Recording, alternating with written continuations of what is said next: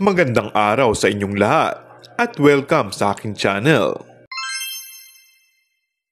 Nagparamdam na si Paolo Avellino sa mga naghahanap sa kanya mga fans nila ng Kim Pao. Pero nagtatanong ang ilan sa kanilang solid na tagahanga kung nasaan si Kim Chiu.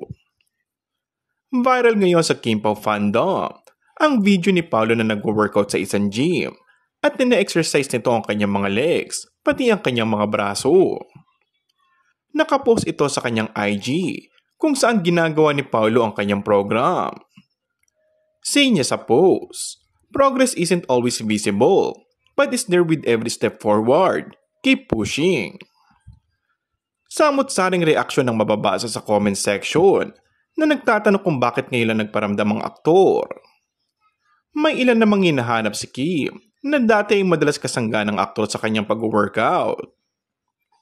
Ang ilan naman ay nagpasalamat muli sa pagpaparamdam sa kanila ng kanilang idolo.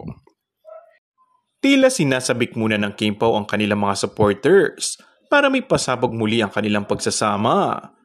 O baka umano ay may tampuhan ng dalawa at kailangan may suyuin, banat pa ng iba. Dagdag sa excitement ng mga fanny, inaabangan din ang upcoming Kim Pao movie na My Love Will Make You Disappear. Ito ang unang pelikula ng tambalang Kim Pao matapos ang matagumpay na serye nilang Linlang at ang Philippine adaptation ng What's Wrong with Secretary Kim. Kaya naman hindi kataka-taka na bantay sarado ang fans updates ng dalawa. And that's all for our today's video. Kung bago ka lang sa aking channel ay mag-subscribe at pindutin na rin ang notification bell. Maraming salamat!